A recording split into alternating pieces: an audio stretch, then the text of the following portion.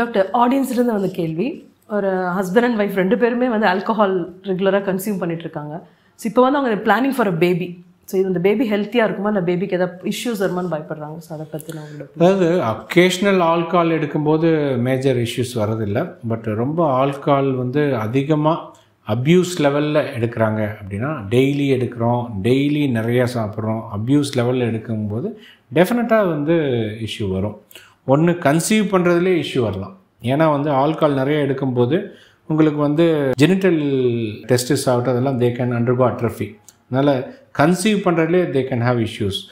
Liver பாதிப்பாச்சு அப்படின்னா hormonal imbalance ஆயிரும். அதனால் வந்து நிறைய ஈஸ்ட்ரஜன் வந்து அதிகமாயிரும். அந்த ப்ரொஜெஸ்ட்ரோன் ஈஸ்ட்ரஜனோட அந்த பேலன்ஸ் வந்து அப்செட் ஆகி, அதனால் வந்து ஈஸ்ட்ரஜன் அதிகமாகும்போது வந்து கன்செப்ஷன்லேயே வந்து யூ கேன் ஹேவ் ப்ராப்ளம்.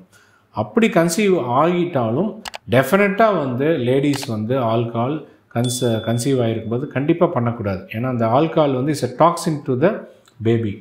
பேபியோட வளர்ச்சியை தடுக்கும். குழந்தை வந்து வெயிட் கெயின் பண்ணாது.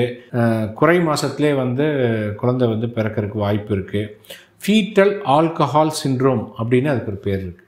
குழந்தையோட மூளை முதல் கொண்டு உடம்பு எடை முதல் கொண்டு அது சரியாக வளராமல் குறை மாதத்துலேயே டெர்மினேட் ஆகி ஒரு ப்ரீமெச்சூர் பர்த் ஆகி ஐசியூவுக்கு நியோனேட்டல் ஐசியூ எல்லாம் போகிற மாதிரிலாம் ஆக வாய்ப்பு இருக்குது. அதனால் டெஃபினட்டாக வந்து கர்ப்பிணி பெண்கள் வந்து ஆல்கஹாலை சாப்பிடக்கூடாது. அது வெரி வெரி கிளியர்.